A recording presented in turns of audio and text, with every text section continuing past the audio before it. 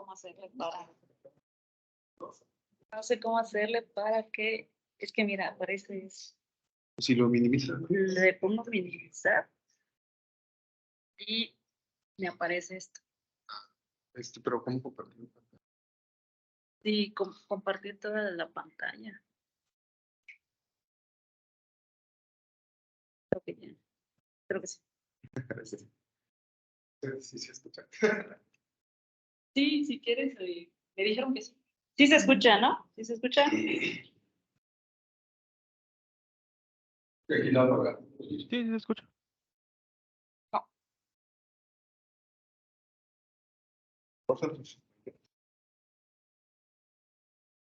sí estaba...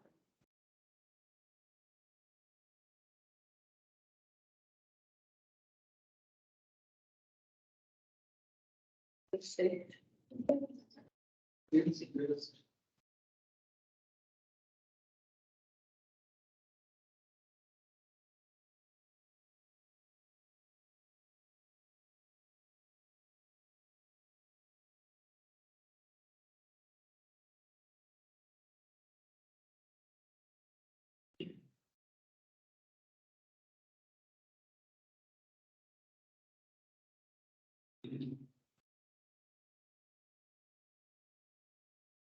Pues buenas tardes a todos. Entonces vamos a, día de hoy, a continuar con las actividades del seminario de probabilidad y estadística, y esta vez vamos a tener la conferencia a cargo de todavía es estudiante, sí, con el estudiante de la licenciatura en actuaría, Brian de Carles Gómez, y el título de su conferencia es Simulación estocástica de cadenas de Markov vía R y Python. Bueno, pues adelante, Brian. Okay. Bien, buenas tardes, compañeros. Mi nombre, como ya lo dijo el maestro, es Brian Ricardes. Me gusta ver caras de maestros que dieron clases, no vamos a ver, que siempre eran callado. Pero bueno, la cuestión es que hoy he venido a platicarles un poco de lo que es la simulación estocástica de cadenas de Markov vía R y Python. Tal vez el nombre suene muy así, algo muy complicado. Lo más complicado, siento yo, es comprender algunos conceptos, pero no complicado en el aspecto de que no se pueden entender, sino de que hay que darle duro y centrado a poder comprender los conceptos para luego aplicarlos. Esto es como cuando uno está aprendiendo a manejar, uno lo ve difícil, pero para le agarras, te vas ganando, le metes primero, segundo, y es muy sencillo en ese aspecto. En este caso, las cadenas de Markov las podemos dividir en dos partes. Las podemos dividir en las cadenas continuas o discretas. En este caso y en esta presentación, nosotros estamos hablando, o vamos a estar hablando de las que son cadenas en tiempo discreto. Y bueno, vamos a continuar. Ok. ¿Cuál es el contenido de esta charla, de esta plática? Bueno, vamos a tener unos preliminares, y como se darán cuenta, los preliminares es el que más se obtiene porque hay mucho que ver, e incluso aquí en estos preliminares que están reducidos y están resumidos para que nosotros simplemente los veamos y que aprendamos y sepamos de qué es. Hay mucho más contenido, mucho más preliminares de los cuales se pueden hablar, que nosotros los hemos omitido, no porque no sean relevantes, sino porque en nuestra aplicación no tienen mucha importancia, pero que sepan que son muy importantes en algunos otros aspectos. Ok, bueno, ¿qué vamos a ver? Vamos a ver primero lo que son las cadenas de Markov, que son, qué las componen, qué propiedades tienen, cómo están compuestas, cómo se desarrollan estas. Y de ahí vamos a ver unos conceptos muy específicos, que va a ser tiempo medio de referencia, proporción de tiempo en un estado, transición a largo plazo, y al final vamos a comentar algo que son las relaciones que hay entre el tiempo medio de referencia, la proporción de tiempo en un estado y transición a largo plazo. A eso vamos a ir viendo cómo se desarrolla y cómo es que se da esa relación entre cada uno de esos tres conceptos que acabo de mencionar. Y bueno, ya por último vamos a ver un ejemplo de lo que es la solución usando simulaciones de una cadena de tres estados, que por tiempo ya no nos va a dar tiempo de ver qué otro tipo de cadenas, porque hay cadenas mucho más complejas, que tienen muchos más conceptos que desarrollar, que ver. Ahora, algo importante que se me olvidó mencionar, se me está olvidando, es que vamos a utilizar el lenguaje R, el lenguaje Python. Y tanto el lenguaje R como el lenguaje Python son lenguajes universalmente conocidos que llevan mucho tiempo y tienen mucha paquetería y tienen mucho soporte, por lo cual son lenguajes que son muy conocidos. Python principalmente, que es un lenguaje relativamente más nuevo que R, pero también tiene una paquetería y un fundamento muy grande. Por ahí, por amor al arte, le agregué un nuevo lenguaje, o no tan nuevo, pero ya tiene varios años, que es Julia, que vamos a ver también cómo se simula en ella.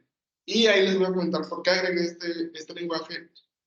Y ahí me salió algo en la pantalla, no sé qué sea, pero bueno, nosotros seguimos acá. ¿Por qué agregué ese lenguaje? ¿Por qué la importancia de aprender este nuevo lenguaje que tiene como 7 años, me parece, o más, unos 10 años aproximadamente? Estamos hablando que R Python tiene más de 15 años, más de 20 años en desarrollo y que están ahí presentes.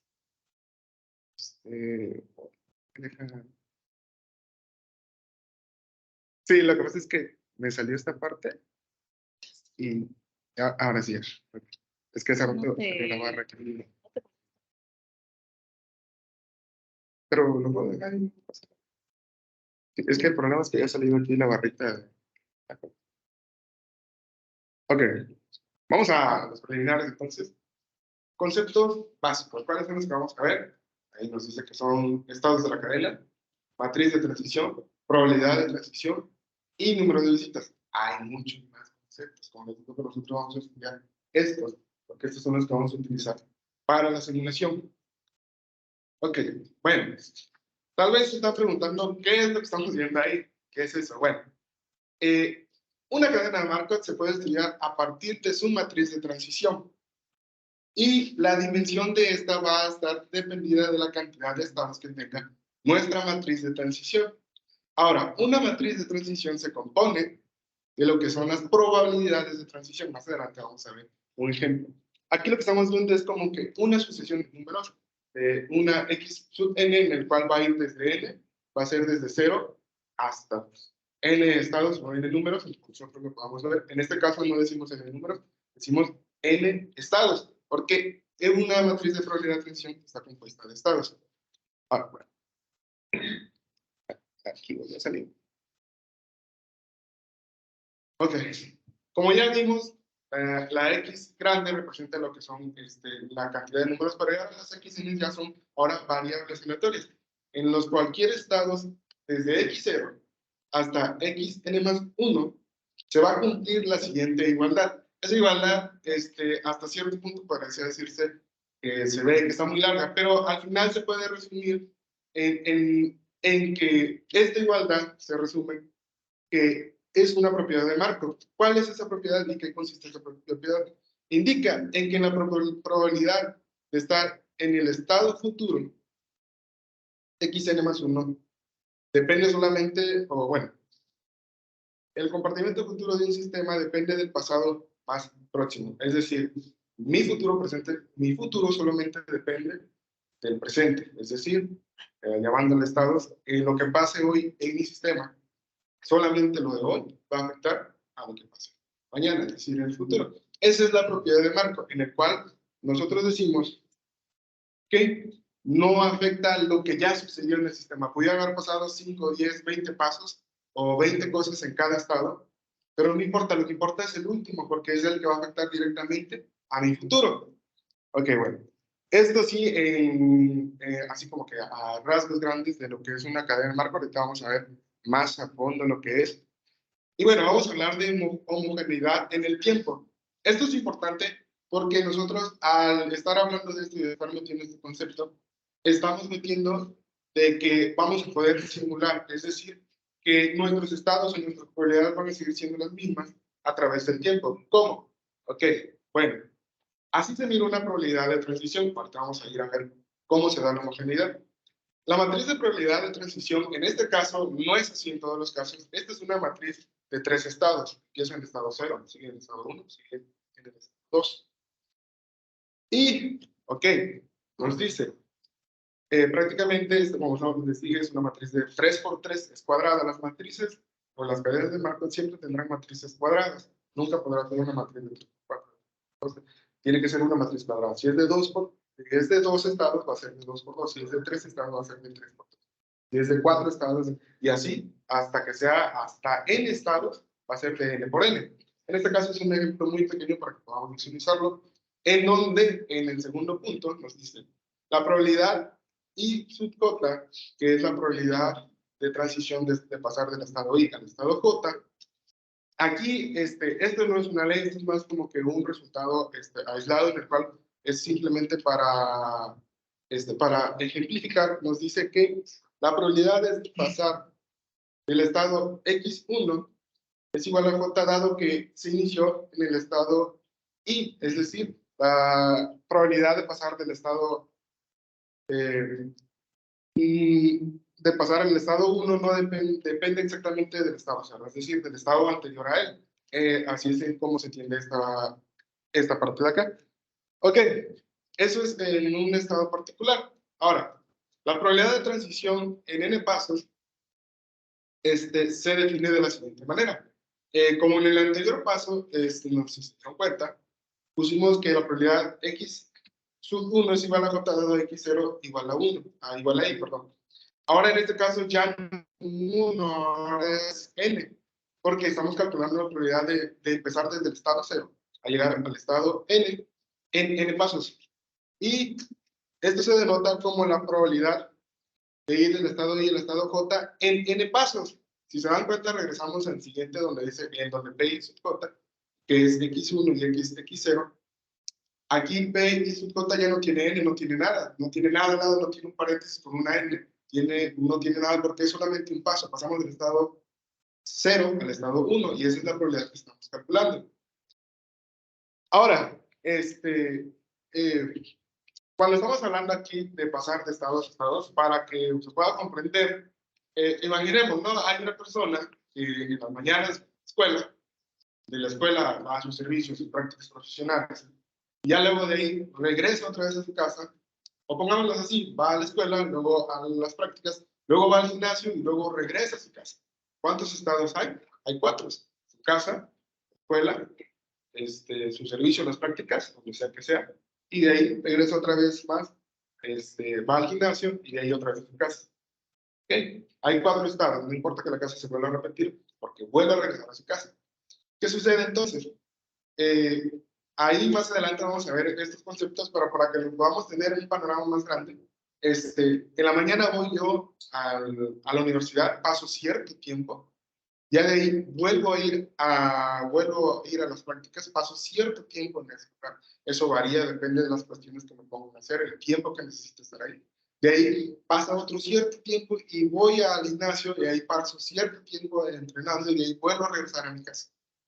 Ahí podemos tener una idea de cómo es que se maneja una matriz de probabilidad de transición, en el cual, con ese ejemplo podemos ver de que siempre va pasando de un lugar a otro. Entonces, que yo haya ido a la escuela no depende o no afecta directamente de que yo vaya a ir a mis prácticas profesionales, porque yo ya tengo un papel donde tengo que ir. O sea, no afecta el estado anterior. Ok. Y bueno, en este trabajo principalmente queremos responder varias preguntas. La cadena es irreducible, esa periódica. La cadena es recurrente. ¿Cuál es el tiempo medio de recurrencia? ¿Cuál es el tiempo que paso en un estado o en un lugar, como estamos viendo en el ejemplo? ¿Y cuál es el número esperado de visitas a un estado? ¿Cuál es el tiempo o las visitas que yo hago a un estado en cierto tiempo o cantidad de tiempo predeterminada? Ok. Nosotros vamos a ver qué es irreducible, qué es periodo y qué es la recurrencia.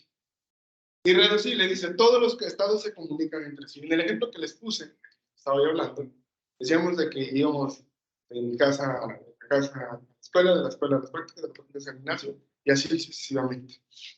Todos los estados se comunican entre sí, sí, porque yo puedo ir de mi casa a la universidad y puedo regresar de la universidad a mi casa. Se me olvidó algo, lo voy y lo regreso. Vuelvo a regresar a la universidad. Hay comunicación entre ellos. Ahora, ¿puedo ir de mi casa directamente al gimnasio? Se puede ir, puedo ir directamente y saltarme los otros. otros 2 lugares. Puedo ir de mi casa a las prácticas, también puedo ir desde mi casa hasta allá directamente sin pasar por los otros. También puede suceder lo que estábamos hablando, de mi casa a la universidad, a las prácticas al gimnasio. Es decir, todos los estados están comunicados entre sí. Es decir, yo puedo ir desde cualquier lugar a un otro lugar determinado. Puedo ir, todos los estados prácticamente, o todos los lugares, como nosotros estamos llamando, están comunicados entre sí. Es posible acceder entre ellos. Y bueno, ahí habla algo de lo que es comunicación. Hay también en cadenas de marco, esto es para que lo sepan, tipos de comunicación. En nuestro caso y en la práctica que estamos haciendo de simulación, no es que no lo estemos agregando, sino que no le estamos, no le damos definición, no vamos, porque en eso también se puede agregar. Hay tipos de estados de comunicación y bueno, ahora, en el ejemplo sí, se reduce que todos los estados se comunican entre sí. Más adelante en el ejemplo vamos a ver, vamos a definir y vamos a contestar si la cadena que estoy presentándoles es o no reducible. Ahora, el periodo tiene que ver con la multiplicidad de pasos para regresar a un estado.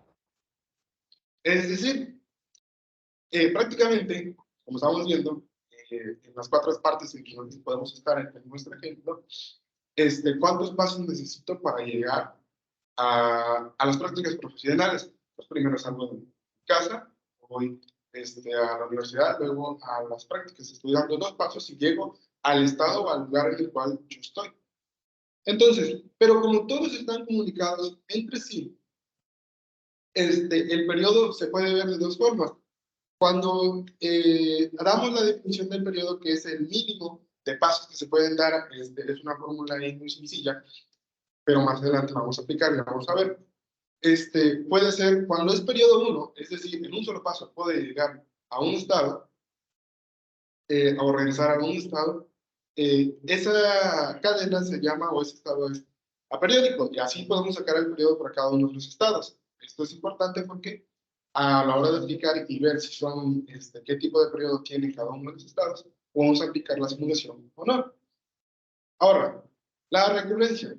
Un estado es recurrente si con la probabilidad 1 se puede regresar a este estado alguna vez.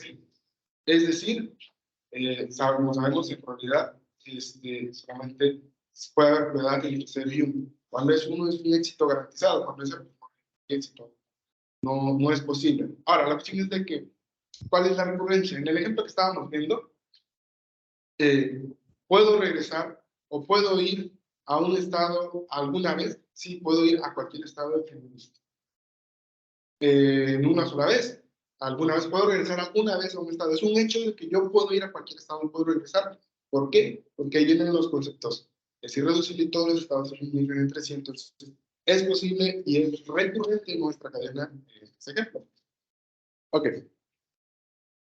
Y bueno, vamos a ver aquí varios conceptos que son importantes y vamos a hablar del tiempo de arribo, que es una tau y su jota, en el cual, como ven ahí, dice el mínimo, x mayor o igual a 1, y bueno, ahí nos da varios conceptos y prácticamente nos dice que esto es el tiempo transcurrido desde que inició, el tiempo transcurrido desde el inicio de un proceso o sistema, es decir, el tiempo que ha transcurrido en un proceso o en un sistema, en este caso, por ejemplo, el tiempo que pasa en cada uno de los estados o en que puedo llegar de un estado a otro. Y ahí se saca, para decir que prácticamente el tiempo mínimo, el tiempo de que yo llegue del estado de mi casa a las prácticas, cuál es el mínimo que puedo obtener de esa definición. Ese es el tiempo de arribo, qué tanto tiempo pasa para que yo pueda llegar a otro estado. Ahora, la probabilidad de arribo en n pasos por primera vez. Aquí este concepto es importante y es f y sub j n. Si no tuviera la n fuera en un solo paso, no pasa nada. Ahora, como es en n pasos, es decir, ¿cuál es la probabilidad de que yo regrese en n pasos por primera vez saliendo desde un estado? En este caso, como es f y sub j, es el estado i al estado j en n pasos. Entonces, ¿cuál es la probabilidad de regresar del estado de mi casa al estado, las prácticas, en n pasos? Es decir, ¿cuántos pasos necesito para llegar? Esa es una probabilidad que se aplica y se usa en la simulación y que tal vez aquí en esta forma no se alcanza a percibir completamente cuál es su utilidad, pero es muy importante. Ahora, hay una relación entre tau y f y sub j. Y bueno, esta relación es prácticamente o representa casi prácticamente lo mismo cantidad. Esto es por la definición de mínimo y la primera vez de llegada. Es decir, saliendo de un estado I a un estado J, ¿cuál es el mínimo de pasos que necesito para llegar al estado J? Ahora, en el otro decía, la primera vez que yo llego saliendo del estado I al estado J, la primera vez que yo llego a él, ¿cuál es esa cantidad, cuál es ese número? Por eso es que esa relación es posible, por la probabilidad de que tau J se iguala a n pasos y la probabilidad de llegar en el paso. Esos prácticamente representan lo mismo, porque en uno se busca la mínima cantidad de espacios y en el otro se busca el tiempo o, bueno, perdón, la primera vez de llegada al estado. Ahora, vamos a hablar de dos conceptos que son, todos los conceptos son importantes. El tiempo medio de llegada y el tiempo medio de recurrencia. Ok.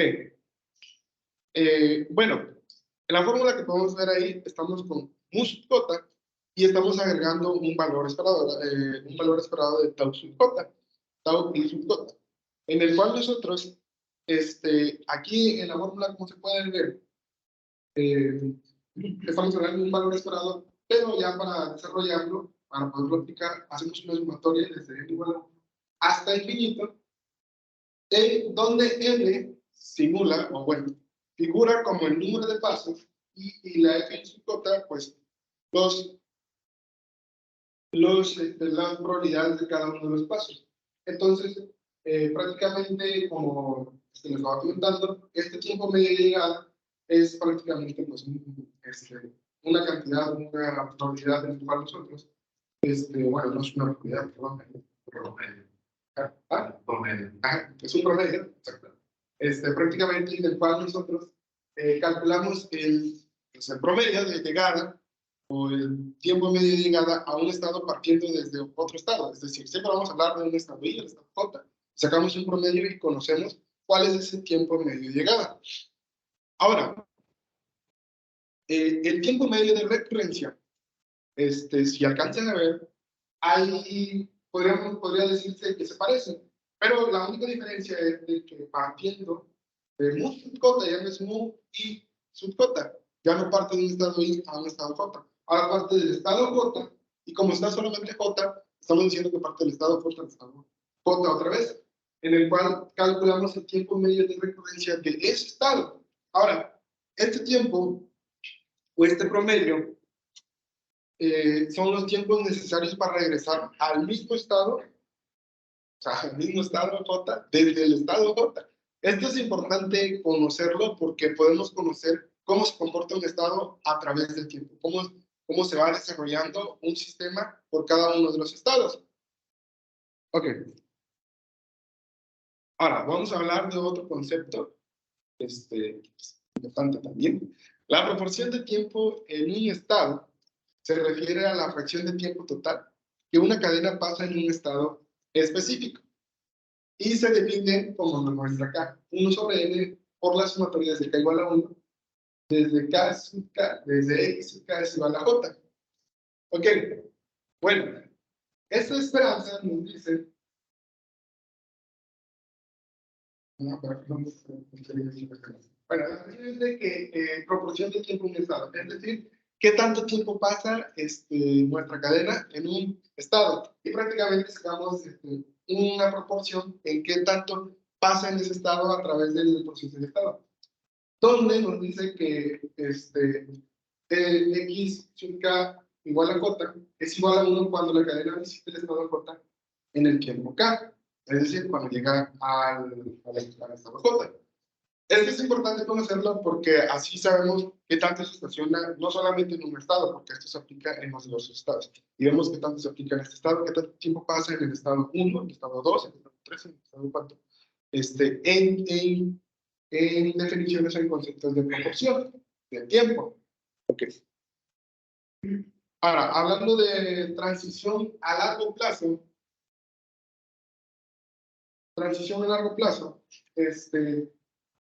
aquí tenemos una fórmula que es mu sub j es igual al límite cuando n tiene el punto de p y sub j a la n. Entonces, ok, ¿qué nos dice eso? En que nosotros con nuestra cadena vamos a ver a muy largo tiempo, muy largo, hasta infinito, hasta n, hasta una cantidad muy grande, vamos a ver cómo se desarrollan nuestras probabilidades de transición, n pasos. Y bueno, conocer esto, al igual que el otro concepto, nos da muchas ideas y nos da para comprender y tomar decisiones, porque así sabemos cómo se va desarrollando y se va aproximando, o si se aproxima un valor que nosotros podamos obtener. Ahora, esta transición a largo plazo es complicada calcularla a mano. Es ponte a desarrollarla al kilito, o sea, es un cálculo muy largo y es muy complicado. Pero es posible calcularlo bajo ciertas hipótesis. Se puede obtener resolviendo el sistema de ecuaciones. Esta es la opción o la facilidad que tiene, es de que por medio de álgebra lineal, podemos hacer que pi es igual a pi por p, en el cual la p es nuestra matriz de transición. Y la pi que está al lado de la p es una matriz renglón, y pues la otra matriz, dependiendo de la cantidad, en este caso imaginemos una matriz P de 3 por 3, entonces vamos a multiplicarla por una matriz, por un pi va a ser igual a un renglón de 3 estados, y lo vamos a multiplicar, vamos a obtener entonces ahora lo que va a ser renglón por una matriz, 3 por 3. Y como saben, cuando se multiplica eso, vuelve a salir otra matriz por 3. Bueno, la cuestión es de que haciendo esta parte, en esta parte ya obtenemos un sistema de ecuaciones. Resolviendo este sistema de ecuaciones, obtenemos lo que es pi sub j. Y bueno, esos son valores, así que teóricos en los cuales nosotros podemos aterrizarnos y poder ver nuestros resultados. Aún así, esta es esa es la complicación en la cual hay que estar en cuenta, porque si es una matriz de n cantidad, pues ahí sí ya sería muy complicado poderla calcular a mano. Ok. Ahora, hay una relación o triple igualdad bajo ciertas condiciones se cumple. Estas ciertas condiciones para son que sea irreducible, principalmente que sea recurrente, y bueno, como opción que sea periódica. Ahora, bajo ciertas condiciones se cumple que pi sub j va a ser igual a 1 sobre mu sub j. Ok, y esto va a ser igual a la proporción de tiempo en un estado J. Esto lo vamos a ver prácticamente cuando hagamos la simulación. Vamos a ver cómo se da esta cierta igualdad. Prácticamente, si recuerdan, anteriormente mostrábamos que habían dos fórmulas que eran casi lo mismo. Pues en esta cuestión también, a partir de una fórmula se puede llegar a otra, bajo ciertas condiciones de que sea principalmente irreducible. Y sabemos eso. Esto es importante porque conociendo ya las pi sub j, prácticamente simplemente podemos hacer algunos cambios nada más sencillos y ya conocemos unos y unos j y conocemos la proporción de tiempo en un estado. Ahora, ok. Bueno, esta es una trayectoria en la cual damos ciertos pasos. En este caso son 10 pasos. Como si recordarán anteriormente, en la matriz de transición que les mostré, que era de 3 por 3, había 3 estados. Aquí están los 3 estados, el estado 0, el estado 1 y el estado 2. Y damos 10 pasos. El estado inicial es el estado 1. Y bueno, la cuestión es aquí que cuando nosotros hablamos de lo que es el tiempo medio de referencia, la transición a largo plazo, si recuerdan, hay diversas fórmulas en las cuales queríamos saber cuál es el tiempo que pasa en un estado, cuál es el tiempo, el promedio que se puede obtener al estar entre ellos. Prácticamente cuando nosotros utilizamos una trayectoria, una gráfica, podemos simplificar y podemos verlas de alguna manera.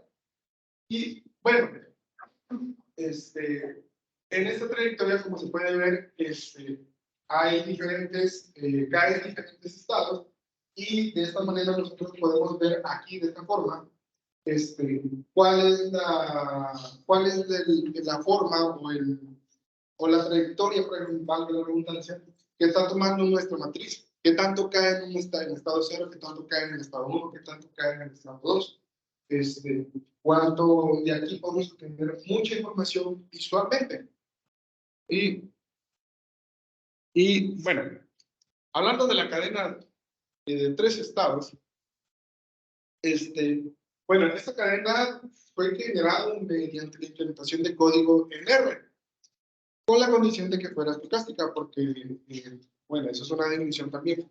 Que una cadena sea estocástica quiere decir que sus renglones, la suma de sus renglones, sea 1.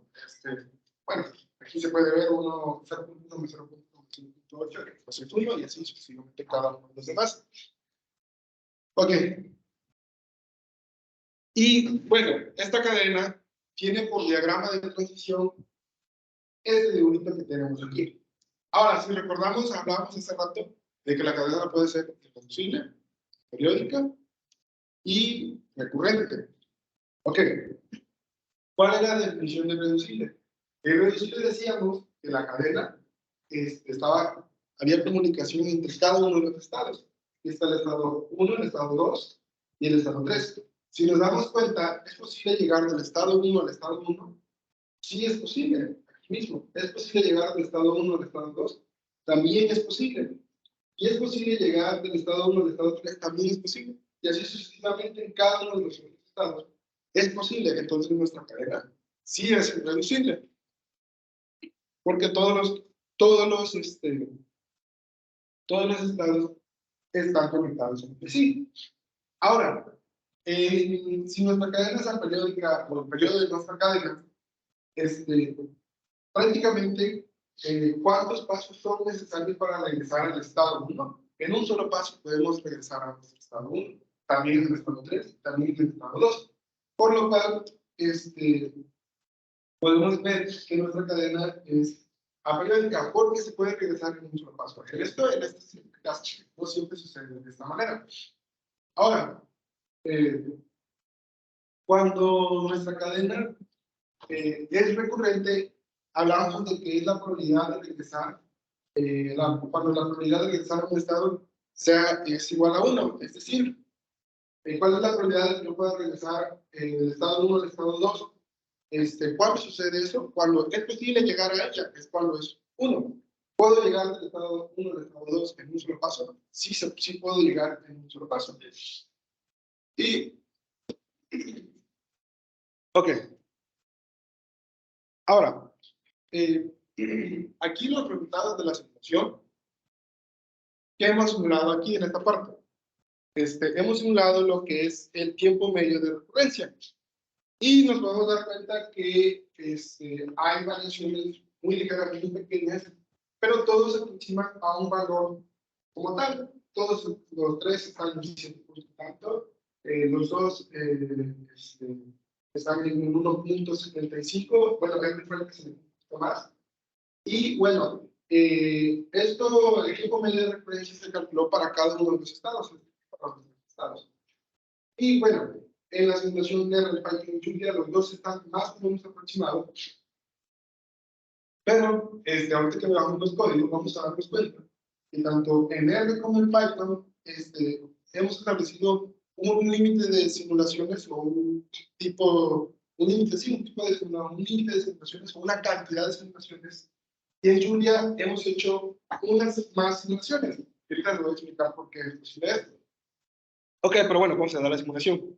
Hablando de R, recordemos que tenemos nuestra matriz. La matriz que vimos anteriormente, esta que está acá, es la misma que tenemos acá en el script de R. Ok, establecemos nuestra matriz, con la función matrix, catenamos todo aquí, establecemos que sea de 3 por 3, Y ahora, para que aquí nuestro ejemplo pueda ser reproducible, es decir, que podamos reproducirlo una y otra vez y podamos seguir obteniendo los mismos resultados, tenemos que establecer lo que se llama función inicial, que aquí en R se llama set. Y pues le puse un número, bueno, de 15, ¿no? 319. Y, ok, ya se inicia semilla, es decir, que prácticamente R bajo ese mismo número va a estar sacando lo que es pues una probabilidad que más adelante vamos a mencionar. Ahora, M significa el número de simulaciones. Aquí en R puse 100 simulaciones. Y en T, el número de pasos. Vamos a ver por qué es importante, ahora sí que prácticamente establecer esa cantidad. Ahora, se estableció un vector mu. Y por la función numérica le pone un 13 acá adentro, porque son 3 estados, recuerden. Entonces quiero saber, agrego un vector mu con 3 ceros, y ahora aquí viene la parte de la simulación.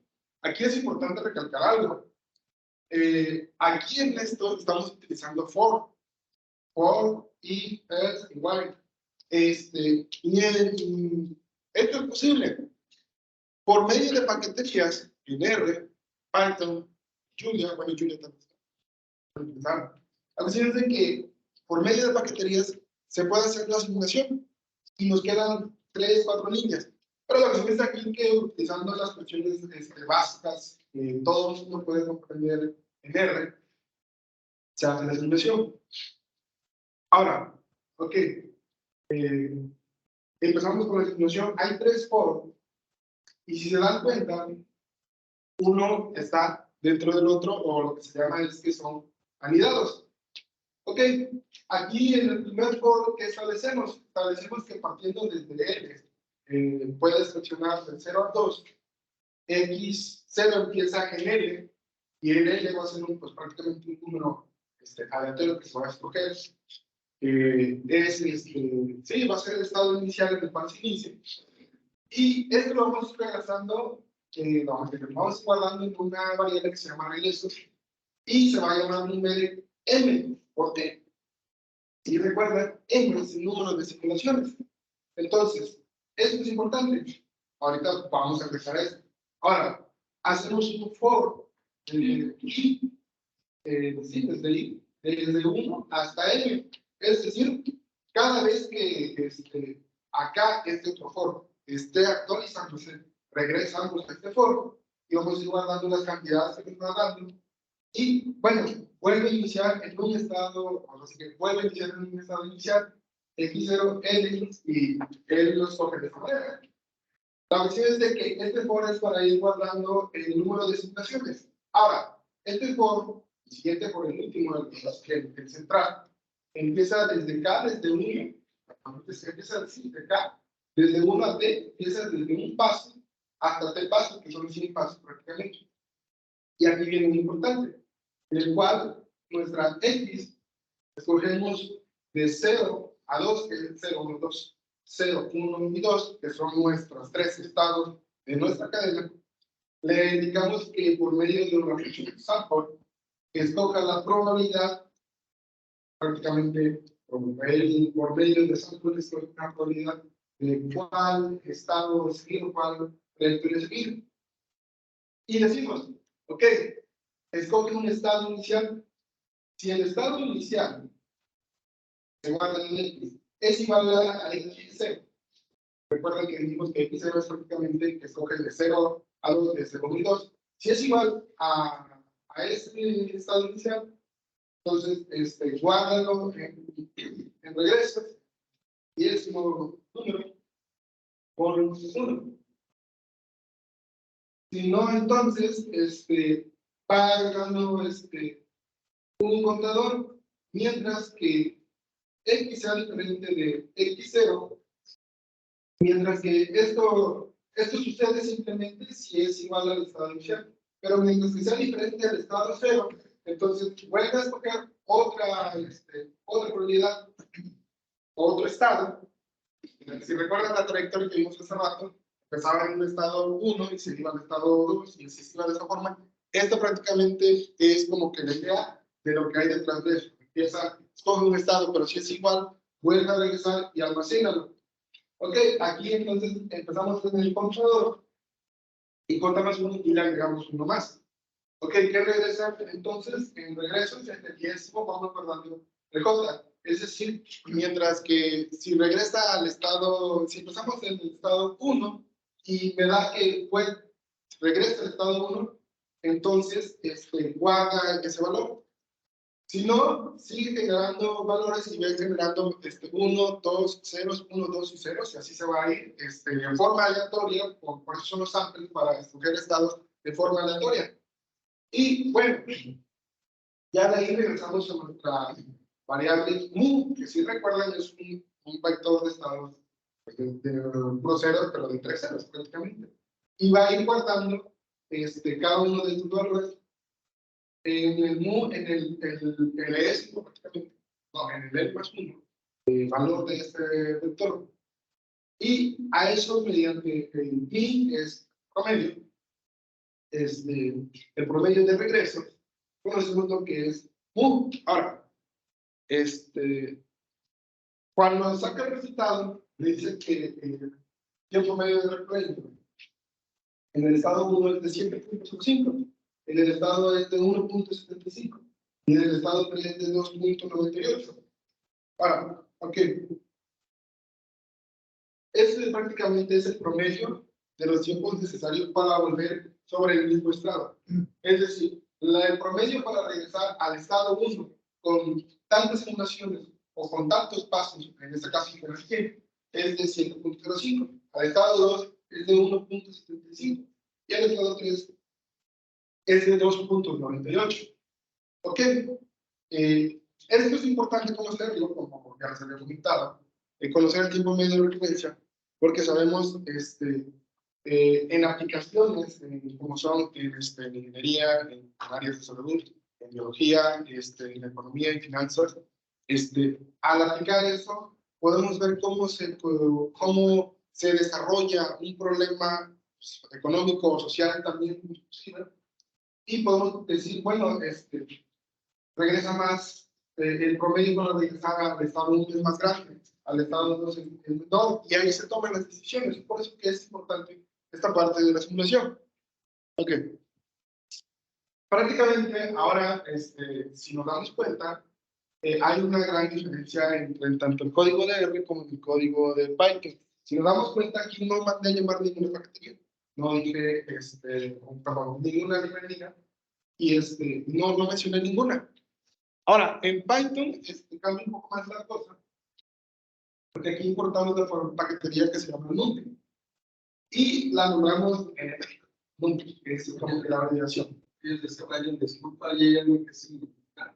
¿Cuál sería en este caso? ¿Cuál, perdón? Donde tienes en el tercer renglón, n igual a 800. Ah, ok. Pero a ver, ¿eso qué significa? En este caso, es que en el zapatos, como el tercer, Pero es el número de simulación. número de qué tipo. Número de simulación.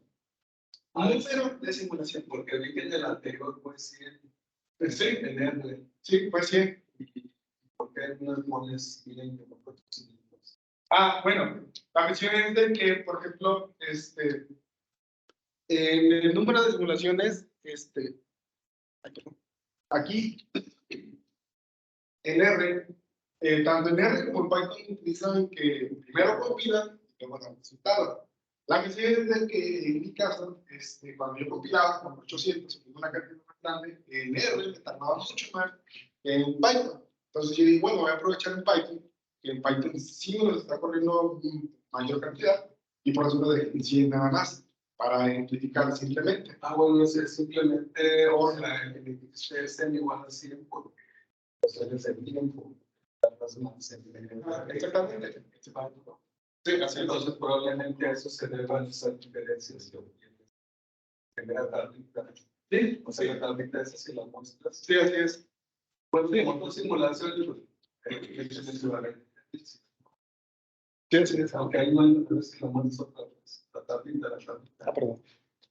Ahí no hay mucha diferencia. No, también la cuestión de no hay mucha diferencia, tomé la libertad de tomarla y hacerla más pequeña. Y y usando, por ejemplo, y en términos de tiempo, ¿cuánto tiempo te tardaste en R, en Python, en R con 100 simulaciones, en Python con 200 simulaciones? ¿Cuánto tiempo te tardaste?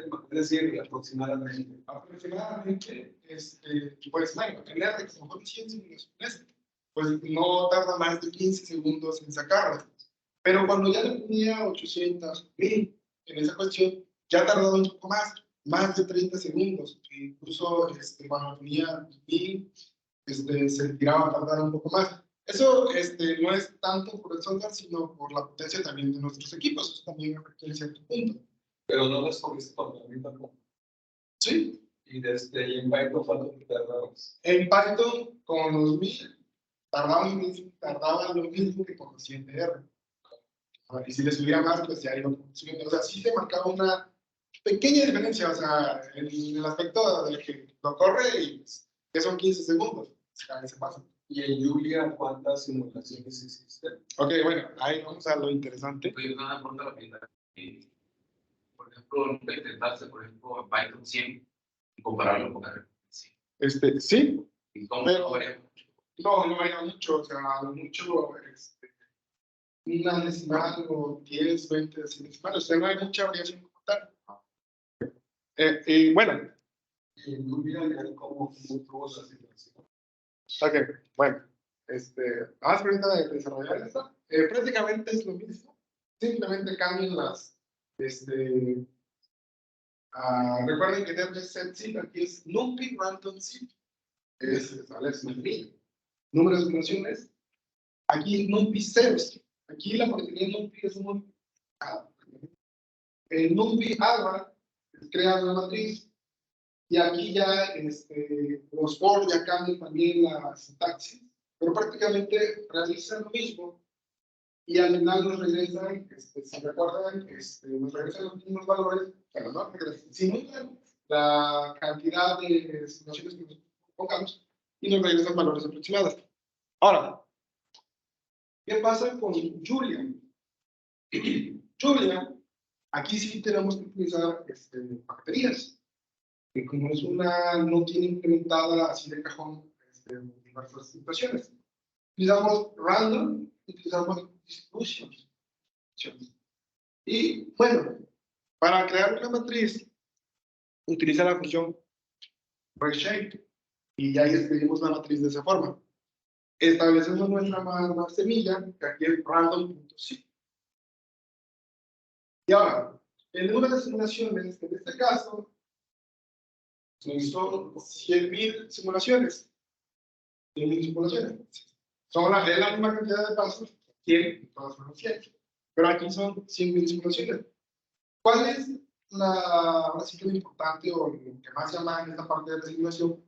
De que tanto en R como en Python tenemos tiempos de carga o de compilación más tardados. Pero en Julia, en lo que, por ejemplo, si yo hiciera 100.000 simulaciones con Python, tarda como un minuto, me parece, si no me equivoco, si no recuerdo mal. Y bueno, 100.000 simulaciones las hace a la misma cantidad de tiempo que lo que Python hace en 800 simulaciones. Bueno, y después aquí tiene una explicación.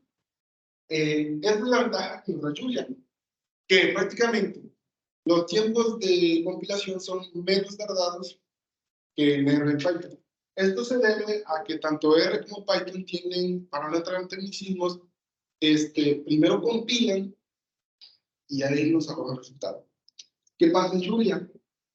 Julia empieza a compilar y empieza a leer el código. Es decir, lo que está compilando está generando, está prácticamente leyendo la información y la está resolviendo y nos da, nos da los resultados.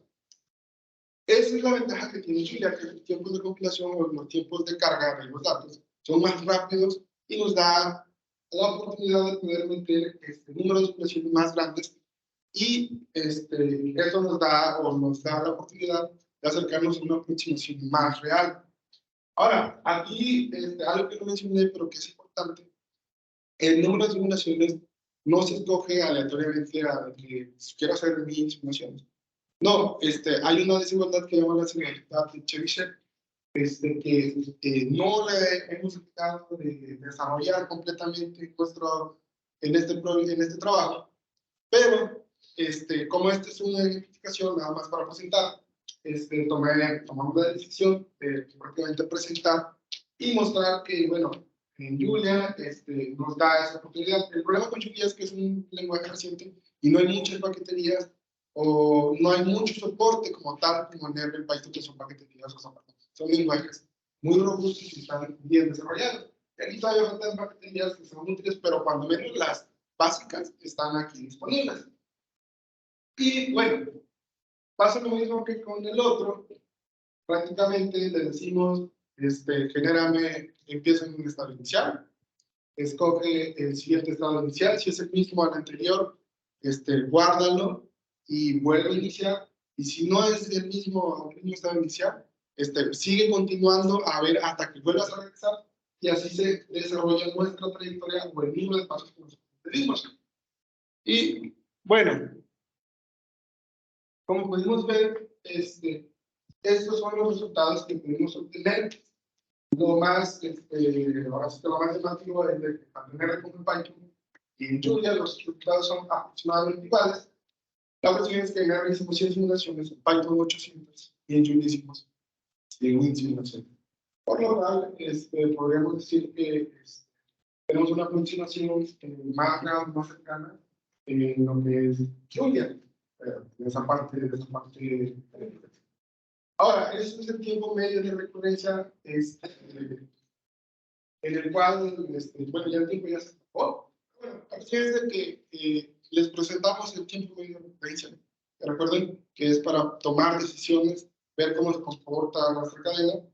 Y como pudieron ver en los códigos, es muy bonito, es muy interesante adentrarse en esa parte y conocerla, porque incluso ahora con el lenguaje, con las inteligencias artificiales, que ya ChatGPT, Brad de Google, ahí están, o sea, es como que un futuro, o no es el futuro tal cual, pero es una perspectiva de un futuro. Es decir, hay futuro en todas las áreas, en todas las ramas, de todas las investigaciones que ustedes quieran ver, en todas las áreas, ingeniería, licenciaturas, pero específicamente en el área de computación, en el área, en este caso que es actuaría, y que el interés es el área de programación, pues prácticamente el futuro. Conocer los lenguajes, saber cómo funcionan e implementar funciones matemáticas o ideas matemáticas que ya están en la antigüedad, porque esto de cadenas de marcos fue por un curso que hace muchísimos años tuvo esa idea, las planteó, las desarrolló, y ahí está. Y hoy estamos desarrollando lo que en algún momento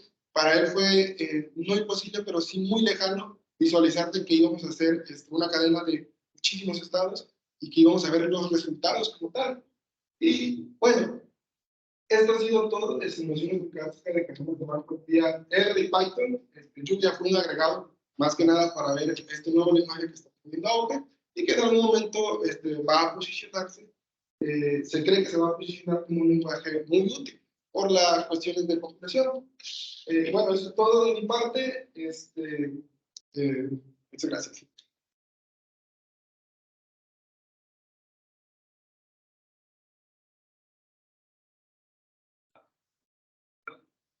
Sí, sí, cualquier pregunta. No, solo estaba pidiendo. Nada más un comentario. Entiendo que esto es parte de Eso. yo creo que sí sería bueno que consideraras un valor del número de situaciones para los tres lenguajes y pusieras una tabla donde esté el tiempo que trató con ese mismo número para que se esté en la mejor idea. ¿Y cuál es el más rápido? O sea, no tienes que poner un millón, sino que pongas algo a lo mejor intermedio, pero sí pongas los tiempos que le llevó a cada uno a hacer ese mismo. Eso ya nos da la idea de qué tan rápido es. Y también mencionaste algo de la escuela de Chebyshev, pero ya no comprendí bien ¿Cómo lo usabas? ¿Cómo usabas? Ok, sí, la desigualdad de chipset es, la vamos a implementar para determinar el índice de presentaciones. Esa Ajá. parte es la Para como que tener el error que tú quieras. ¿No? Exactamente. Sí. Así es, exactamente, para eso lo vamos a utilizar. No le vas a desarrollar por completo, pero tenemos la noción de lo que vamos a hacer. Por eso es que le dije, como simplemente es una identificación, para que los compañeros lo vean,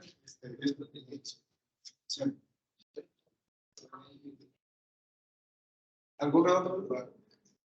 ¿De los códigos? ¿Algo? Bueno, yo nada más hay algo, digamos, nosotros no hacemos ese tipo de programas, ya ese tipo de cosas, ya vimos que tarda mucho tiempo, para las tareas, ¿sí? ¿No? Entonces, para nosotros sí es muy útil esas comparaciones, porque sí, ya uno tiene que decir, bueno, ¿por qué le damos una por aquí? Porque a veces que cuando hace unos programas se tiene que esperar a veces varios días, ¿sí? ¿No? Claro que la otra cuestión está también, pues, la cuestión de la paquetería, ¿no? Pues, sí, es muy rápido, como en este caso de Julia, pero no hay suficiente paquetería, pues, que no sirve de mucho, pero de cualquier manera ese tipo de cuestiones son bueno, son interesantes por ese motivo, porque van a tratando de ver ese tipo de parámetros para ver cómo o qué lenguaje pues conviene más programar, así, ¿no? Sí, bueno, sí. Bueno, pues espero no haberlos confundido y espero que hayamos comprendido algunas nociones para menos básicas y muchas gracias por su atención y ya. Bueno, pues le agradecemos a Brian entonces, la interesante charla. Supongo que cuando haga la tesis, pues ahí va a haber más todavía, Sí, exacto. más simulaciones de otro tipo de cuestiones, ¿no? Entonces, nada más de esta que presentaste hoy. Sí, eso es.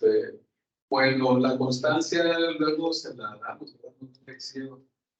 No me la enviaron todo. Bueno, sí, entonces la constancia me la hago llegar. O sea, la puedo dar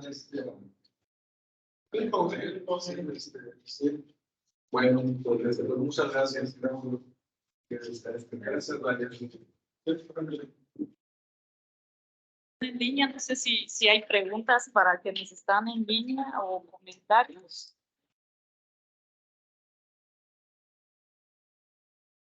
No, ninguno. ¿Una pregunta o comentario? No, doctora, de mi parte no. No, doctora. ¿Todo bien? Bueno, pues muchísimas gracias por su asistencia.